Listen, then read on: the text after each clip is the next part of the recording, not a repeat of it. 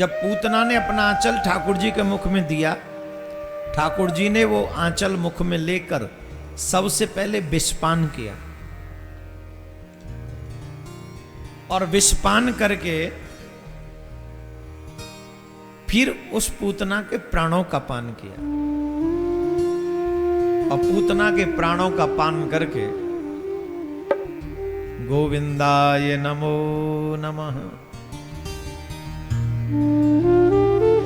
जब पूतना गिर गई ना मर के, बड़ा विकराल रूप हो गया था उसका, बड़ा विकराल रूप।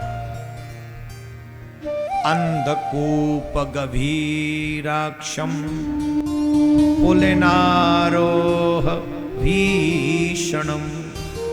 हे राजेंद्र, पूतना के शरीर ने गिरते गिरते भी 6 कोस के भीतर के वृक्षों को कुचल डाला। इतना विशाल शरीर था उसका। कितना? 6 किलोमीटर। 6 दूनी 12, 6 तिया 18। 18 किलोमीटर के पेड़ों को नष्ट कर दिया उसने। 6 कोस, 1 कोस 3 किलोमीटर का होता है। गिरिराज जी की परिक्रमा 7 कोस की है ना, किलोमीटर कितने? 21।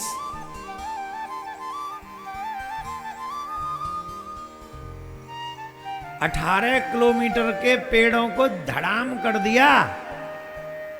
इतना विशाल शरीर था उसका।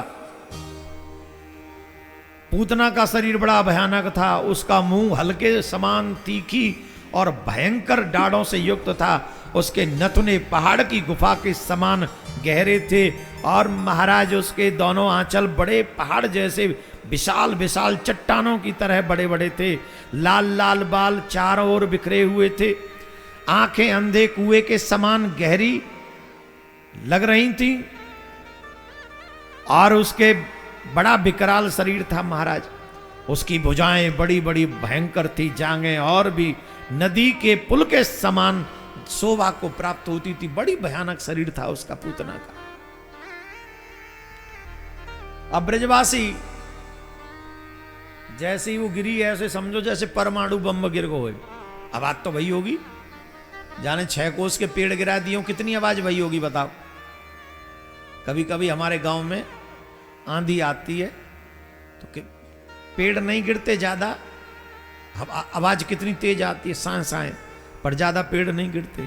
अब बताओ जहां पूतना ने 18 किलोमीटर के पेड़ गिरा दिए हो तो कितनी आवाज वही होगी। सब भागे, अरे कहाँ गए हो, कहाँ गए हो, कहाँ गए हो। अब कन्हैया ढूंढे मैया, अरे लाला कहाँ गए हो, लाला कहाँ गए हो, अरे मेरो लाला कहाँ गए हो, ढूंढो रे लाला कहाँ है। तब ब्रजवासी ने देखो मरी परी है पूतना, नशे नहीं लगाए कि चढ़े महाराज ठाकुर जी ऊपर हृदय आंचल में, आंचल के पास खेल रहे। ब्रजवासी उतार के लाए कन्हैया को और मैया ने गाय की पूंछ थे अपने लाला को झारो दियो।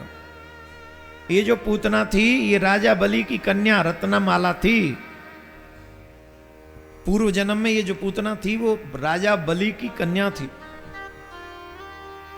और जिस समय राजा बलि को भगवान छलने के लिए वामन रूप धारण करके गए थे, उस समय पूतना रत्नमाला ने वामन भगवान का दर्शन किया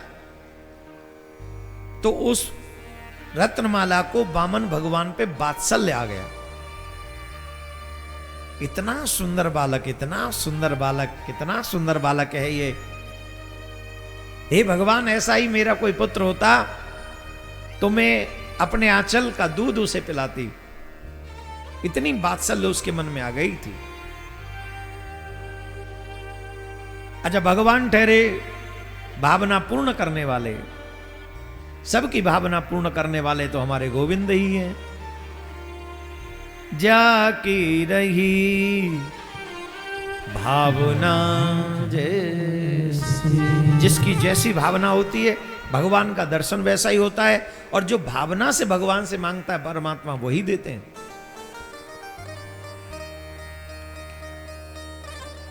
तो ठाकुर जी ने या की भावना सुन ली, समझ ली, पर एक और गड़बड़ है गई।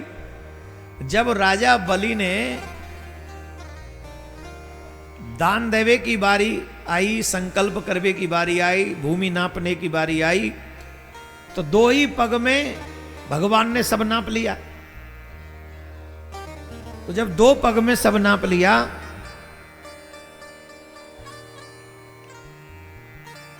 तो ये दृश्य देखा उस रत्नमाला ने, उसका भाव बदल गया। वह ने सोची ऐसो अगर मेरो बालक हो तो ना तो मैं वह जहर पिवा के मार देती, दूध नहीं पिवामती जहर दे के मार देती। जो छल करे विश्वास करे वे वारे पे छल करे, जो विश्वास कर रहे हो वापे छल कर रहे हो है तो ऐसा तो अपराधी है। वैसे हम आपको बताएं जो आप पे विश्वास करे उसके साथ छल कभी नहीं करना चाहिए, कभी भी नहीं।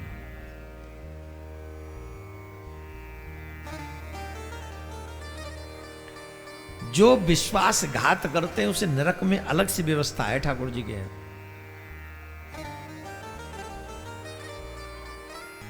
रत्नमाला ने कहा कि अगर ऐसा बालक होता तो मैं जहर दे के मार देती।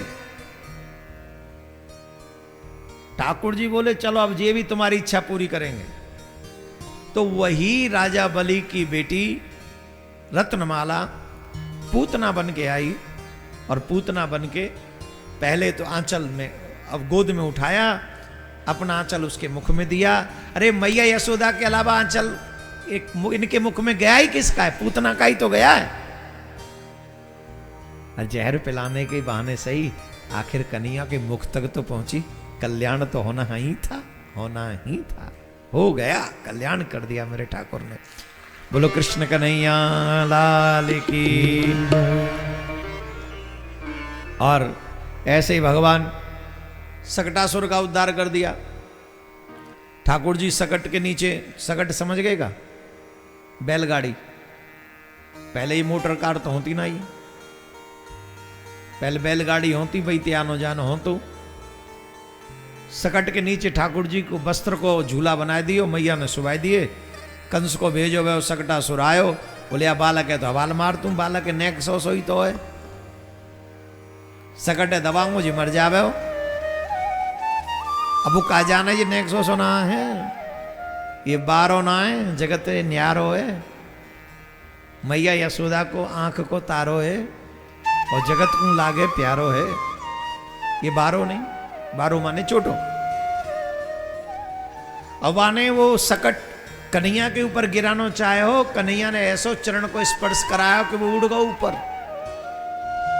अब जैसे ही ऊपर उड़ो धड़ाम देसी ना गिरे हो सकट, और पहले गिरे वो राक्षस न्या लगे टेंटुआ में आके आगे सकट को वो आगे वारो हिस्सा सही झट मर गो।